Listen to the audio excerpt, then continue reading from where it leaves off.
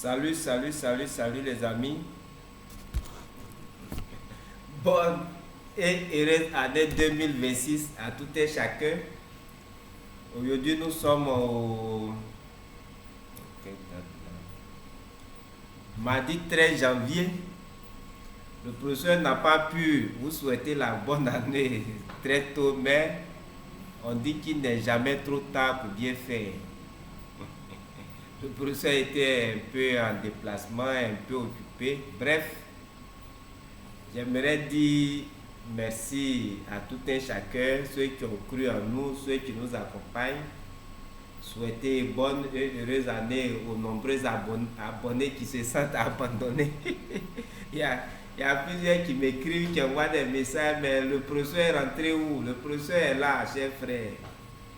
Vous savez, quand vous faites du bon boulot, si vous faites un petit travail, que le travail est bon, vous allez voir que les gens vont venir. Et vous n'allez plus avoir un petit travail. Le travail sera un peu étoffé. Et ça aussi, si vous êtes un peu seul, c'est un peu fatigant. Voilà, il faut dire que le professeur a plusieurs actes, plusieurs codes à son acte.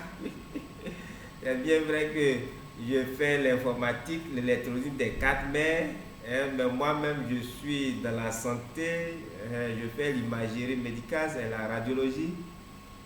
Vous voyez, chers amis, quand il y a des périodes de fête comme ça, nous sommes un peu chargés parce que nous sommes tenus d'être à notre poste, nous sommes réquisitionnés.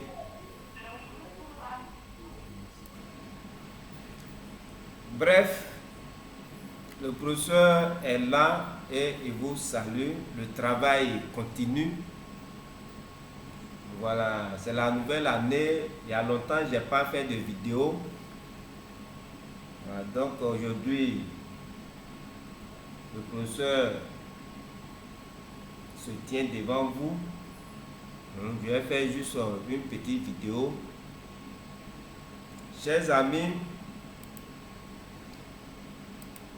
aujourd'hui, le professeur va vous parler des rames, de la communication entre le processeur et puis la rame.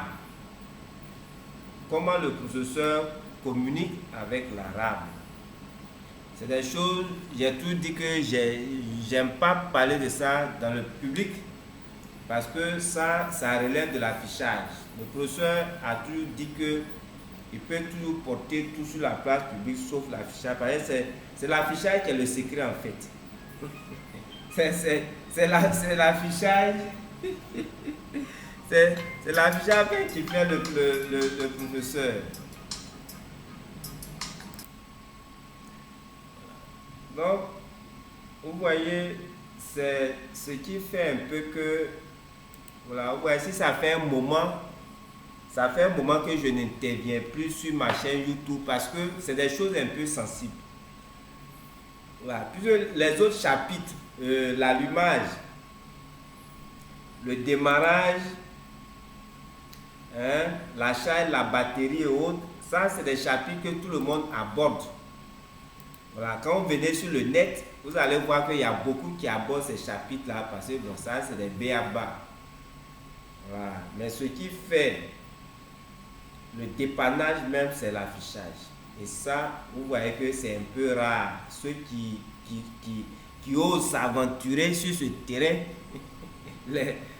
la plupart des gens n'ont pas confiance. Donc, ils n'osent pas s'aventurer sur ce terrain-là. Là-bas, là, si tu viens raconter des bêtises, on va te contredire. Là, seulement. Donc, les gens ne peuvent pas venir raconter leur vie. Est-ce que vous voyez? Bon, nous autres, vous voyez, il y a des gens qui nous payent, qui payent leurs cours, donc on ne peut pas venir se mettre là aussi à distribuer, parce que c'est ça.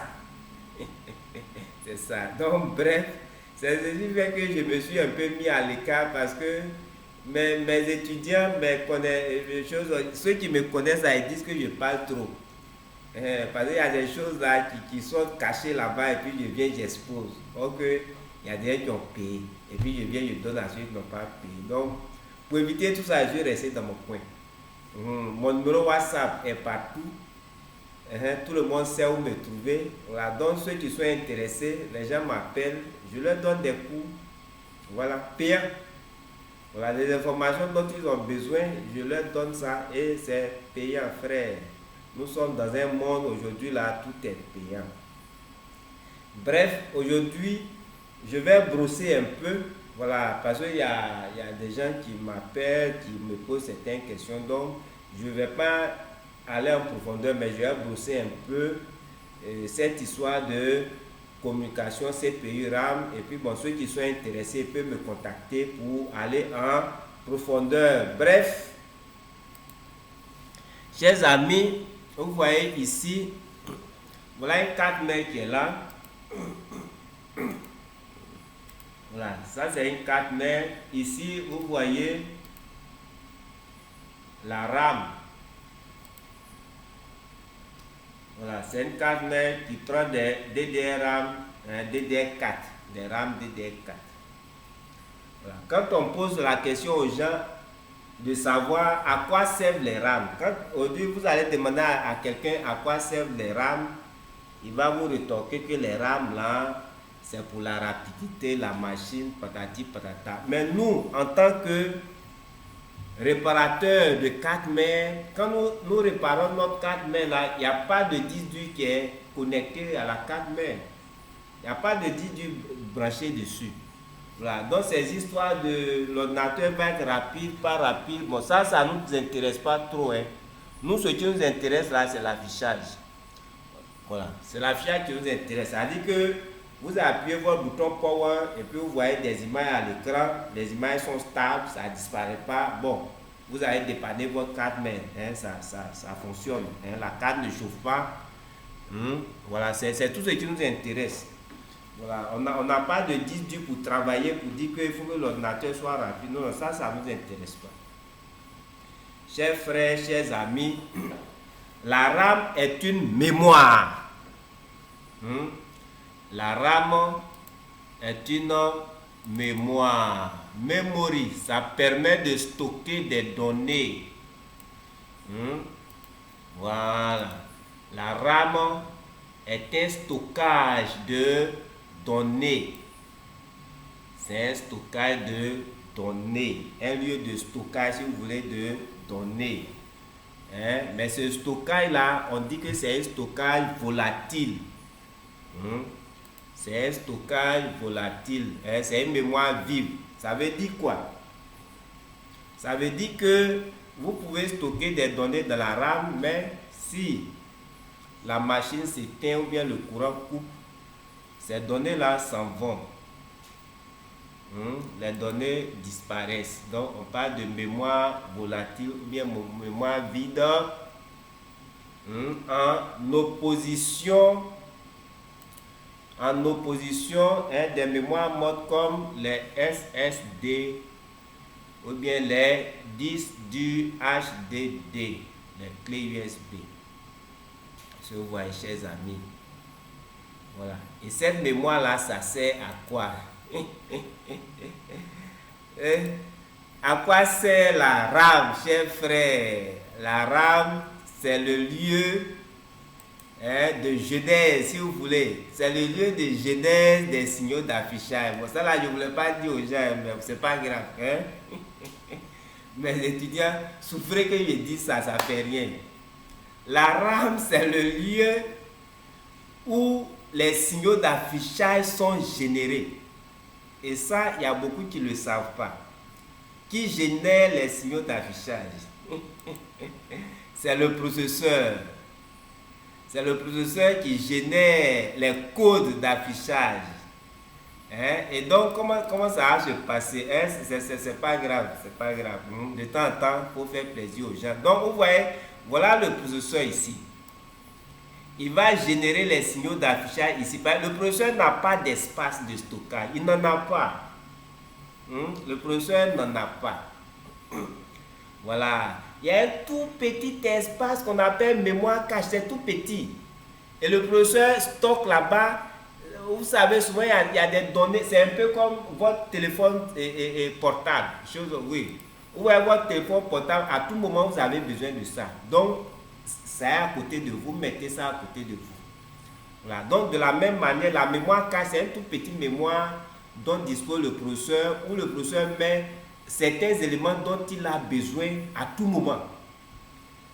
Il y a certains éléments, certaines informations dont il a besoin à tout moment. Donc ce petit espace-là, ça sert à tout moment, ces informations sont là, de sorte que le professeur, voilà, il ça, il prend ça, voilà, rapidement à tout moment, parce qu'à tout moment, il a besoin de ça en fait. Voilà, c'est quoi vous voyez, on dit mémoire cache. Sinon, le gros du travail que le professeur fait, il n'a pas d'espace, il n'a pas d'atelier. Parce que nous, au niveau des réparations des cartes, mais nous, le rôle principal du professeur, c'est de fabriquer les codes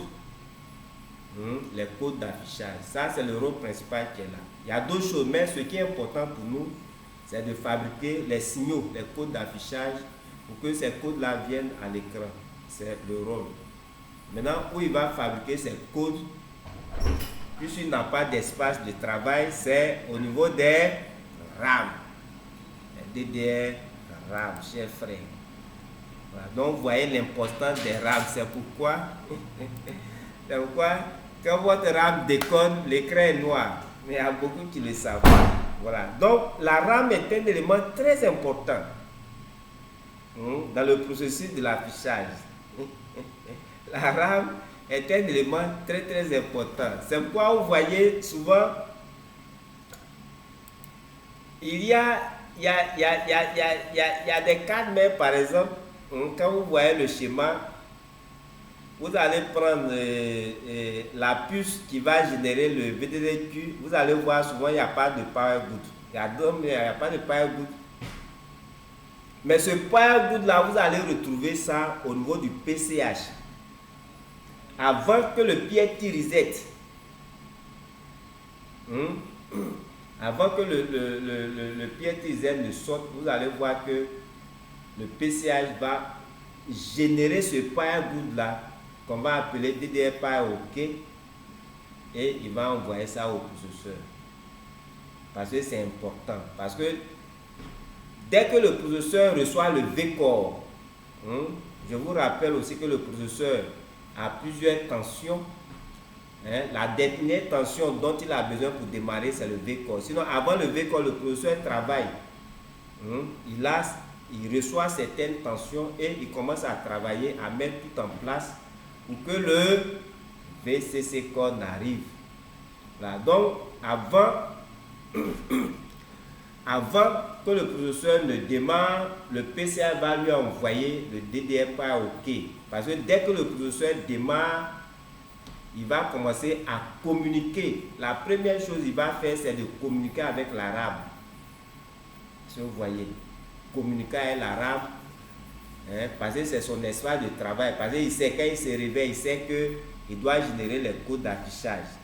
Mais son espace de travail, c'est la RAM. Il faut que la RAM soit là. Si vous voyez. Donc, le PCA va envoyer le DDR Power OK au processeur. Le processeur va démarrer et il va aller nettoyer. Le processeur va aller nettoyer son espace de travail qu'on appelle la RAM. Il va aller nettoyer ça. Par quel signal? DRAM reset. DRAM reset.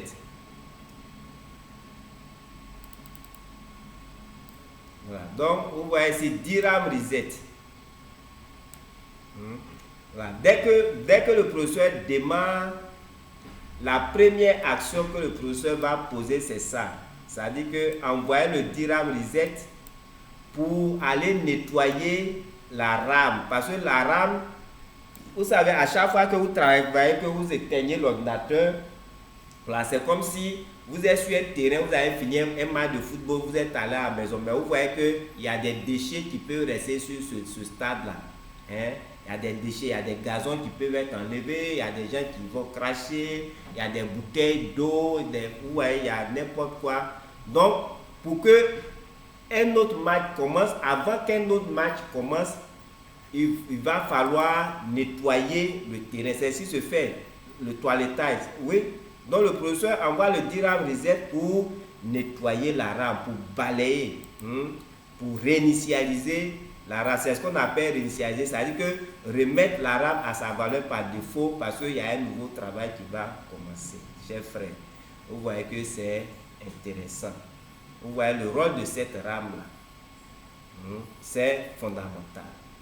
Voilà. C'est pourquoi le professeur Cassel dit, la plupart du temps, même moi-même on m'a enseigné, on nous a enseigné que le dernier signal qui prouve que la carte mère a démarré le pied utilisé. Aujourd'hui, je mets quiconque au défi que c'est faux. Le professeur Cassel vous dit c'est faux. Le PIT reset ne signifie pas obligatoirement qu'une carte mère a démarré, qu'un processeur a démarré. Le PIT reset, c'est le bouton, si vous voulez, c'est le bouton power du processeur. C'est comme c'est le bouton power. Mais chers frères, vous voyez que votre bouton power peut être allumé, peut être alimenté de n'importe quel appareil. Mais vous pouvez appuyer dessus et puis il ne va pas s'allumer. Est-ce que vous voyez? Le signal qui montre que votre carte mère a démarré, que votre processeur a démarré, c'est le DRAM reset. Voilà, c'est le DRAM reset. Parce que c'est lui qui va prouver que le processeur a commencé à travailler. Parce que le premier travail du processeur, c'est ça. Il va faire sortir le DRAM reset. Voilà. Donc, si le processeur ne fait pas sortir le DRAM reset, ça veut dire qu'il ne travaille pas. Voilà. Il n'a pas démarré. Il n'a pas démarré. Vous pouvez appuyer le bouton power de votre ordinateur et puis il n'y a rien, il ne s'allume pas. Donc, ce n'est pas parce que vous avez appuyé le bouton power que vous allez dire que l'ordinateur s'est allumé ou bien s'est lancé. Non. Il faut qu'on ait un signe de travail. On ait un signe, voilà, quelque chose qui prouve que cette chose-là s'est réveillée. On a dit le processeur, il dort. Il dort. Quand on dit il a démarré, ça veut dire qu'il s'est réveillé. Il se lance. Voilà. Donc, s'il est incapable de faire sortir le DRAM reset, c'est qu'il n'a pas démarré. DRAM reset. Ici, c'est un signal qui a un pull-up. Son pull-up, c'est le VDDQ. Son pull-up, c'est le VDDQ. Donc, ici, VDDQ, on est sur DDR4, c'est 1.2 volts. Vous voyez ici, 1.2 volts source. Le VDDQ est une tension source. Le VDDQ est une tension source. Contrairement au VTT qui a une tension S0. Chers frères, donc, vous voyez un peu le travail de la RAM. Et cette RAM-là, elle fonctionne un peu comme, regardez ici, ici, vous voyez EDP, comment on appelle ce truc-là, j'oublie son nom, connecteur, le connecteur de l'écran. Le connecteur de l'écran. Vous voyez comment le connecteur de l'écran fonctionne. Pour que le connecteur de l'écran fonctionne, il faut que ce connecteur-là soit alimenté. Ce connecteur-là doit respecter certaines conditions. Elle doit être alimentée. Voilà une tension d'alimentation. Voilà une tension d'alimentation.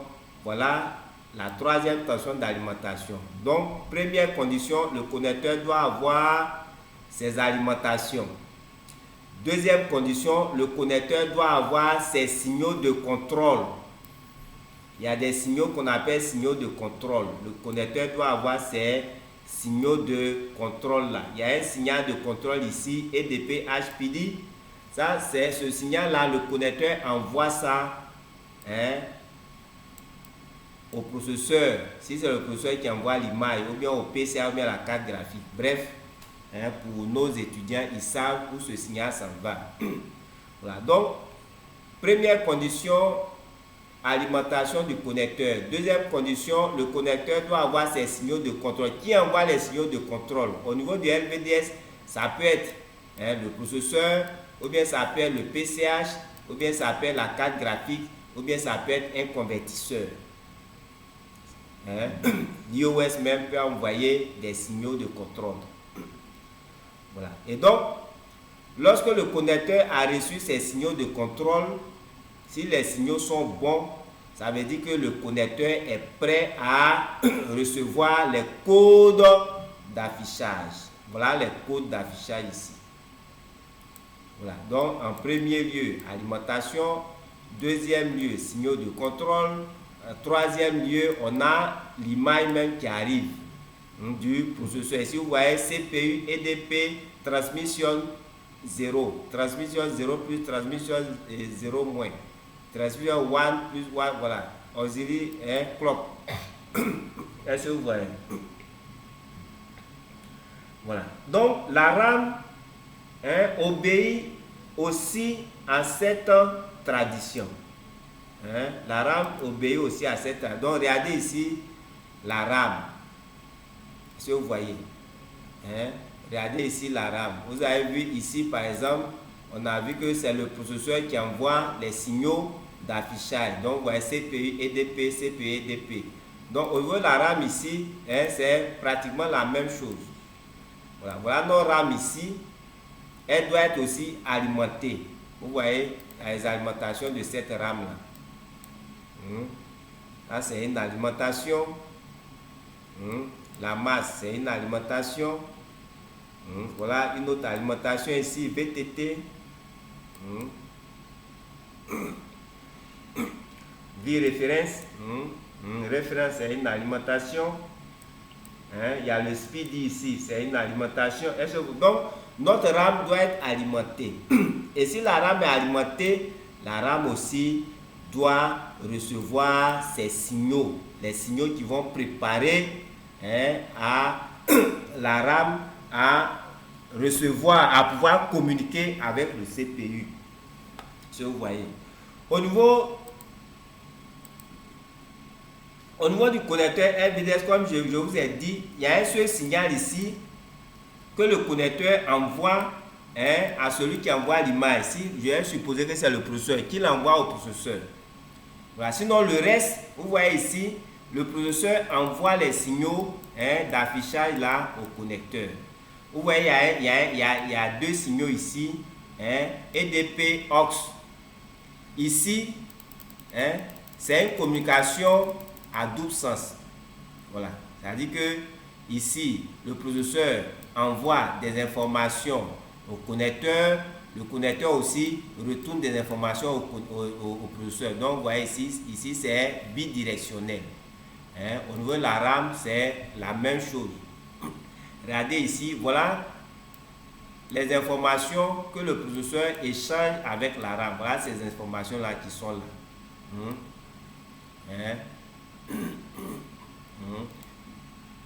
Memory slot B, DQ. Vous voyez ici, memory slot B, DQ. Ici, 64.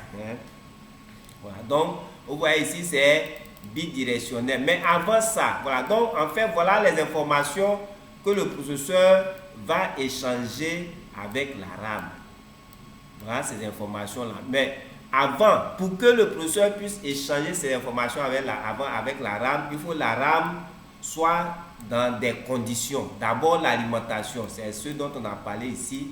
Et après l'alimentation, il faut que la RAM puisse recevoir ces signaux. Un peu comme de l'autre côté, les signaux. Il y a plusieurs types de signaux au niveau de la RAM. C'est ici, il y a une différence. Il y a des signaux de contrôle. Il y a des signaux qu'on appelle signaux de contrôle. Il y a des signaux de contrôle. Voilà. Vous voyez ici, par exemple, voilà, ce signal-là, il y a un signal qui est produit par le processeur qui vient à la RAM ici. Voilà un groupe de signaux ici. Comme je vous le dis, je ne vais pas rentrer dans les détails à cause de mes étudiants. Voilà. Mais retenez que voilà ces signaux de contrôle ici, ils quittent au processeur. Ces signaux-là quittent le processeur. Ici, clock. Clock. Ici, clock enable, CAS, RAS, write enable. Voilà. ODT.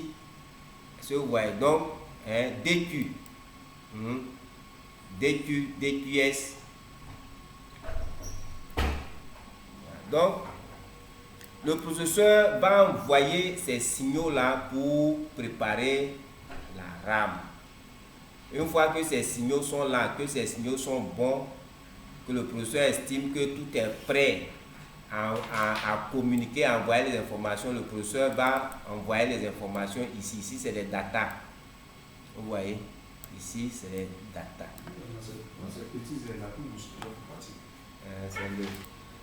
Voilà. Donc, la plupart du temps, comme je le dis, quand tu demandes aux gens qu'est-ce qu'il faut pour que la RAM fonctionne, les gens vont te citer les tensions qui sont ici. Frère, les tensions là, ça ne suffit pas, ça ne représente rien même. Le plus important, c'est les signaux. Voilà, le plus important, c'est les signaux. Voilà, vous voyez ici un signal, je prends un signal simple, par exemple, write enable. Hein? Auditive. Les signaux les plus importants, clock enable. Ce signal clock enable qui est là, hein, c'est un signal qui fait le même travail que DRAM reset. Parce que vous savez que DRAM reset, au niveau des DDR2, il n'y a pas DRAM reset. Mais la carte met en fiche. Pourquoi? Parce que là-bas, il y a clock enable.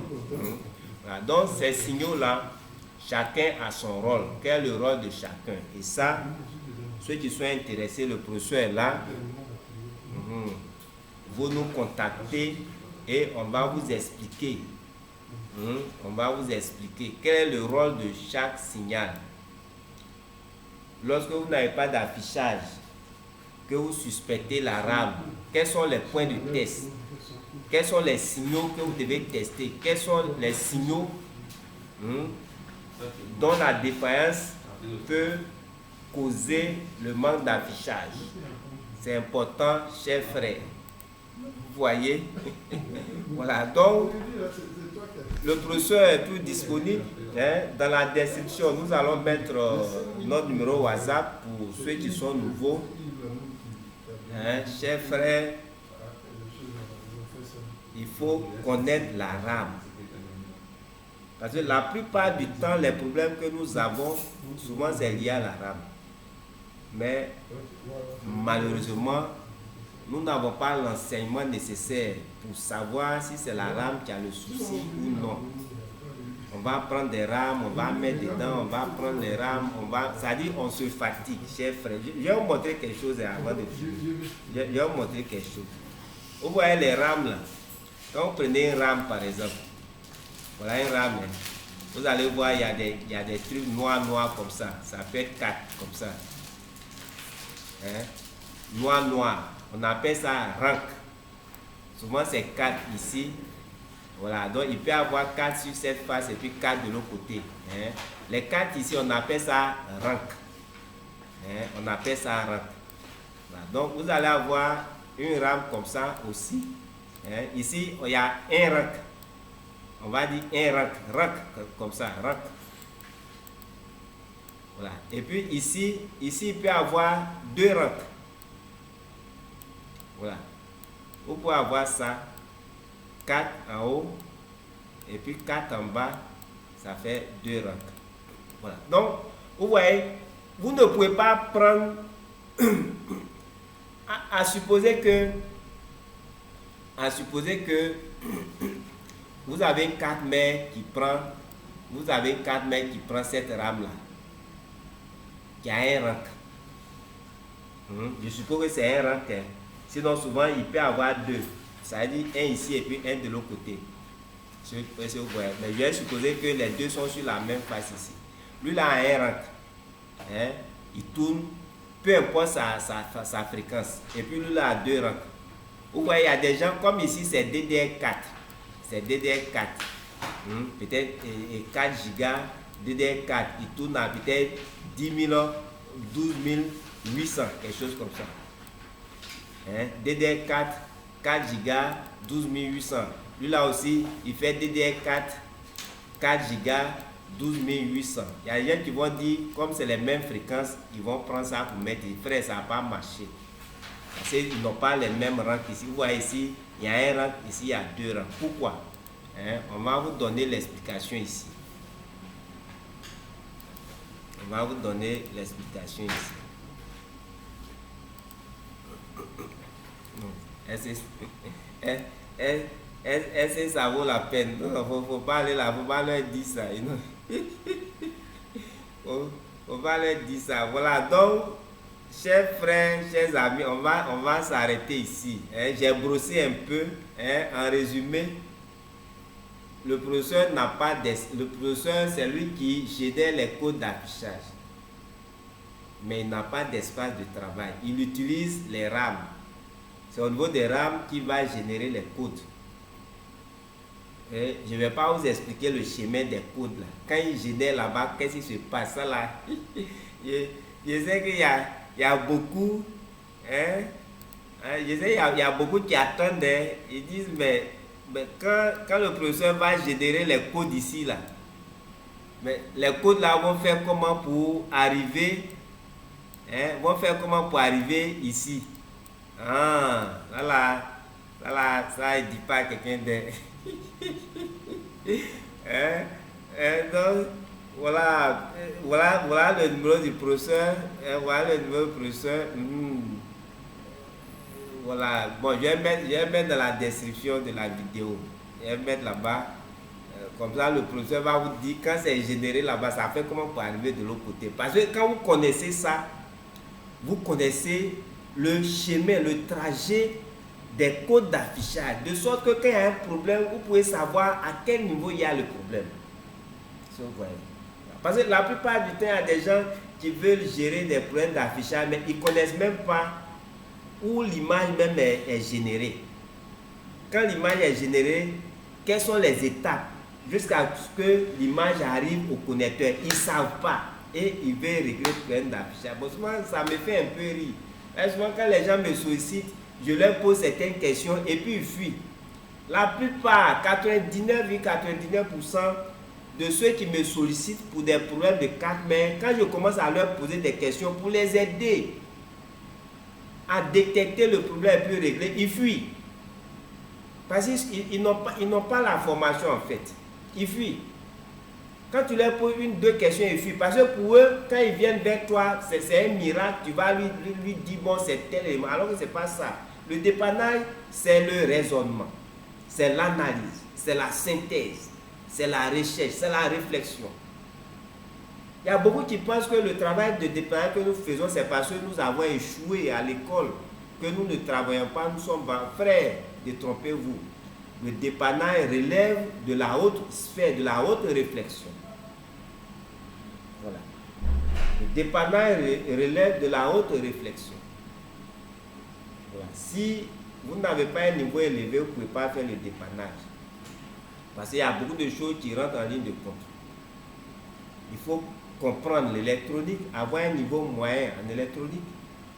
Il faut avoir un niveau moyen en anglais, surtout en anglais, parce que les cartes mères, les schémas, tout est en anglais. Il faut avoir une petite connaissance en anglais. Il faut comprendre le français. Et puis, il y a ton génie qui est là. Il faut avoir une formation moyenne, au moins.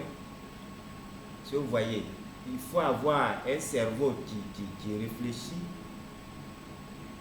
Si vous voyez, quand vous mettez tout ça ensemble, ça vous donne un bon praticien.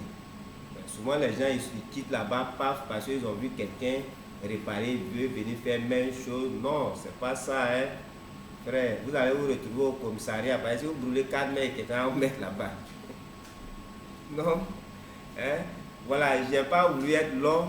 Voilà, donc je dis à tous ceux qui s'inquiétaient, le professeur est là, il est bel et bien là, mais il refuse de trop parler. Parce que quand il parle, là, il fait sortir trop de choses, c'est pas bon. Pas bon, non. Hein? Vous pouvez nous appeler, nous contacter, nous joindre. Là, c'est face à face. Vous avez un souci là, vous m'appelez, je vous donne mes conditions et puis on cause face à face, on va vous aider. Ne faites pas comme les fuyards. Les gens posent des préoccupations. Quand tu veux les aider, ils fuient. Souvent, ils vont dire non, le problème là même, le client vient prendre sa carte, mais ou bien c'est rentré, c'est sorti là, ou bien c'est comme ça, c'est comme ça. Non. Quand le professeur vous pose des questions, c'est pour vous aider, c'est pour vous guider, c'est pour vous orienter en fait. Voilà. Sinon, ce n'est pas pour vous caler, non. C'est pour vous orienter. Parce que si vous-même là, vous arrivez à répondre à ces questions-là, ça va vous aider beaucoup. Il y a beaucoup de choses à dire sur la rame. Ce n'est pas des choses compliquées. Voilà. Si vous maîtrisez comment la rame fonctionne, la rame doit être activée, alimentée. Elle doit être activée. La rame s'active. Il y a des signaux qui activent la rame. Il y a des signaux qui vont lui envoyer le clock. Le clock, c'est quoi? Vous voyez, quand je vous parle là, quand je parle, vous écoutez. Après, quand vous parlez, j'écoute. Donc, le clock, en fait, c'est le temps d'écoute et d'exécution. Voilà, au niveau de la rame. La rame écoute et puis la rame écrit. Bien, la rame écoute et puis la rame aussi envoie un message. Voilà, donc, vous voyez que quand le processeur est en train de parler à la rame, en train d'envoyer un message à la rame écoute. Est-ce que vous voyez? Mais la rame n'envoie pas en même temps un message au professeur, parce que c'est comme dans une salle. Si le professeur et puis l'élève parlent en même temps, ils ne vont pas se comprendre. Quand le professeur est en train de parler, l'élève écoute. Il finit d'écouter, il écrit.